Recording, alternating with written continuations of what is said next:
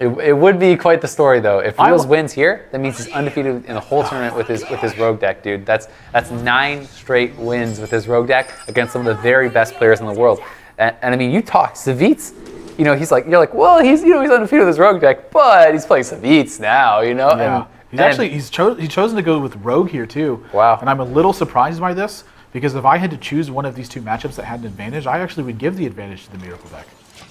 Wow. So interesting. We'll see if he's going to be able to pull it off.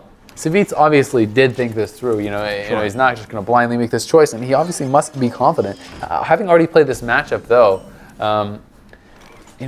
he must be feeling he made some mistakes, something he could do different, got some bad card draws, looking for something different this time around. The Loot Hoarder seems like the pretty obvious play here. He could obviously hero power and kill it off as well. Either one is pretty reasonable. This is actually a pretty critical turn, believe it or not, because Realz doesn't necessarily need any extra cards here. Yep. What he needs to be doing is stemming damage. Okay. So his decision is either whether he wants to make the investment in the Loot Hoarder mana or make the investment in the fact that he can get some extra cards and use this Earthen Ring Farseer and get some value out of its Battlecry here as well. So he makes the assessment really quickly, and I actually agree with the way he played this. And where I think a lot of people would have played Loot Hoarder, he realizes that it's important to be developing his board on the next couple of turns. So he's thinking through his turn 3 and his turn 4 as well. So big credit to him on that. Definitely makes a lot of sense. And looking like Savjz is thinking about the Golem plus the Squire as opposed to the Chillwind Yeti. What do you think of the pros and cons of this here? I really like playing Chillwind Yeti a lot here, but he has so many options with his hand. Argent Squire plus SI7 Agent, I wouldn't fault him for that either. It's going to take care of this Earthen Ring Farseer, and it's going to force your opponent to poke back this 2-1, taking another 2 points of damage. You can use Harvest Golem here in Argent Squire just to kind of get a plethora of minions on the board and look to pressure your opponent through that means. I'm not sure exactly what I would do here, but it looks to me like I would probably tend to ignore this Earthen Ring Farseer and just start going for the face and looking to leverage that sort of board position into being able to kill my opponent. But I'm not opposed to Chillwind Yeti here. I think that's a very strong play as well. And he does go face, as you did say. So now you're sitting here with your 3-3. What are you thinking is the most obvious? Are you thinking it's worth trading into that and then filling up with the hero power? I mean, there was obviously some other options you could have done as well. You could have gone into the Golem, but that keeps it alive, and he can play Loot Hoarder after that. And I mean, he's setting himself up very nicely. He has the Auctioneer already in hand. He has, the Fan of Knives. He has, I believe, a Prep and a Cold Blood. He has a lot already in his hand that he can, activate for those card draws and looking pretty decent. But at the same time, Savjz has a lot he can play here as well. Yeah, I really like SI7 Agent again here this turn. Yeah. It's sort of serving the same purpose. It's developing your board a lot. It's putting pressure on your opponent. This Loot Hoarder doesn't seem like it matters a whole lot here. But you got to give credit to Realz for actually saving this Gadget Zone Auctioneer despite having Preparation and Fan of Knives. This is going to be a huge turn for him now. You're going to look at this Loot Hoarder actually taking down a Chillwind Yeti with this Cold Blood, which is a tremendous swing in what's going to be happening. But it looks like he wants to Prep and Fan of Knives first. Prep Fan of Knives. Yeah, I like this a lot. It gives you a lot of information about what's happening. He's still got the mana floating. Oh. So, wow, Van Cleef might not be making a difference this game, but having access to it certainly opens up your options for you. Ooh. I like Deadly Poison a lot, too. Interesting. I wonder if he's going to start going for the face or not.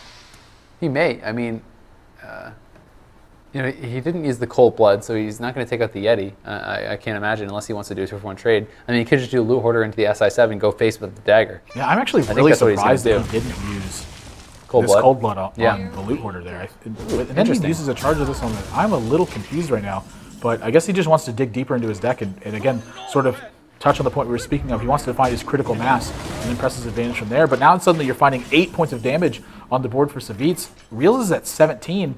He's got a lot of cards in his hand, but he's got to start dealing with these board positions. It's almost like he has too many cards. He can do the Blood Mage Shiv and take out that 4-2, which is not a bad play. Yeah, I like Blood Mage Shiv Eviscerate. I think that's a really strong one. Whoa. Whoa, what? So many options. Huh?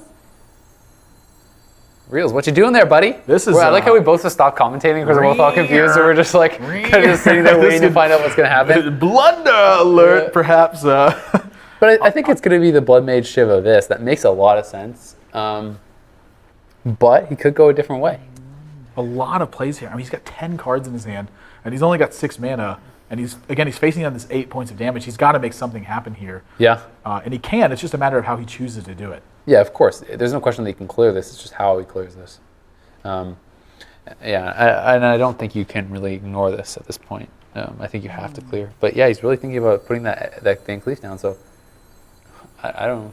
I would be Is he gonna like Van Cleef, shadow step the Van Cleef back and try to do some weird thing where he buffs up the Van Cleef? I would be very surprised if this Van Cleef hit the board this turn.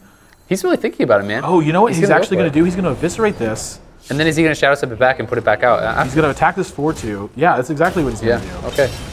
Yeah. Wow, this is a really strange play. I didn't. This did not come up on my radar in terms of things to do. But so maybe that's why he's winning 8 in a row with his Miracle Rogue and we're not. And I'm losing twice as much as everyone else, right? So again, sort of the same problem though. Sap coming in, taking out that 8-8, and again a developed board.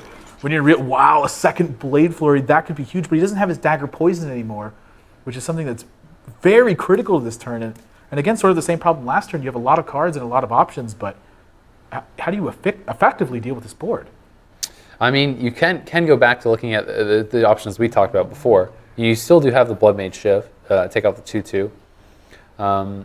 You can Abyss, the 2-3, and then Hero Power something, perhaps something like that. But he's looking at just shivving the 2-1 and maybe seeing what he draws. I mean, there's a lot of options. You can also obviously, if you bring something down to the 1 HP, you can Blade Flurry. Do you sap just the Harvest Golem here? Yeah, you could. I mean, there's a lot of options.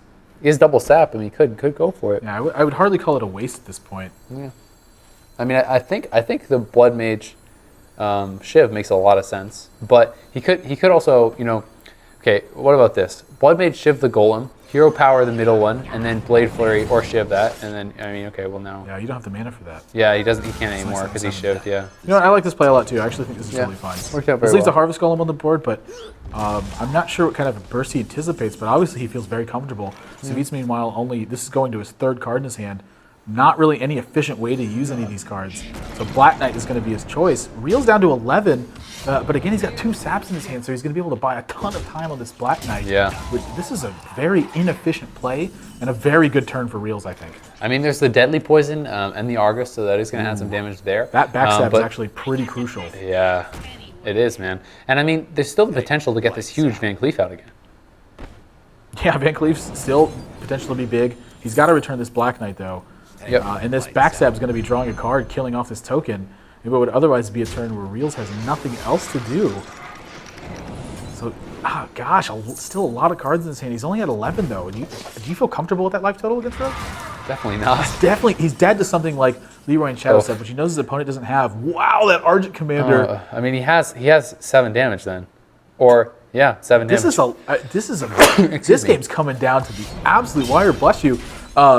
Do you kill this auctioneer here, or do you attack your opponent? I mean, I feel like with him having that much of a card advantage already, you have to go for your opponent. Yeah. I mean, it's like he already has a full hand of cards. If he doesn't have the combo, he's not going to get the combo. He already has it, obviously. So I mean, I feel like you just have to go for the all-in. You attack his face, you bring him down to 4, and then you hope that you can do the 3 with the dagger, plus get 1 somewhere else. I actually like this Black Knight here a lot because it forces your opponent to consume mana dealing with this. And if you draw something like Eviscerate, the Argent Commander's still dead. Oh, geez. Oh, this is bad. This is real bad. Oh my god, double Shadow Step, man. Times are tough. Oh, Realz is not bluffing right now, by the way. He's got everything in his hand. If there's something that beats a Royal Flush, I think that this might be one of the hands that does it.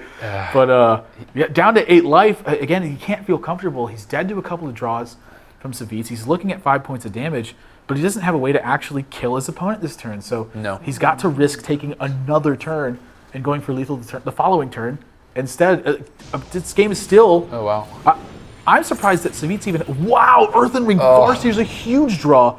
I think he has to use this Shadow Step with this Earthen Ring Farseer to pull himself out of lethal of something like Eviscerate. Yeah, that definitely could be a very nice play here. And is he going to go for that? I mean, I think he probably will. He has his opponent at 18 HP now. He can probably kill him next turn regardless because he does still have the Assassin's Blade, the Deadly Poison. He has his Cold Blood Auctioneer out there. Looking at the Van Cleef a little bit, I think he's just going to Shadow Step this back though. Yeah, I like this play a lot. I totally agree with this. You want to, with this kind of hand, you want to make yourself as safe as possible because if your opponent doesn't kill you in the next turn, it's almost impossible to lose. And there goes the Van Cleef out, man. So it's going to be, oh, gosh. 14-14. And Savjz has nothing. Oh, my gosh. That's That's it, man. That's got to be it. That's it. He can taunt up this Argent commander, but it can be Doesn't easily matter. dealt with. And then a 14 Yeah. Van Cleef across the board. Again, unless Realz can't count, which he's pretty much proved that he can already, this is going to be match. He literally does not have to be able to count. He I mean, he has the Leroy still in his hand. He has the deadly poison. He has the assassin blade. He has a million different ways he can kill him. Savjz is going to make the play because what else can you do? He's got to try, but he knows it's over. Well played is called. There's the concede, and Realz gonna take it 4-1. The grand finals are over. The upset is real, and Realz has claimed the Tavern Takeover championship right there. Wow. And talk about a player that you want to be taking the championship over. I don't think that if he can pick a player he doesn't want to play in the finals,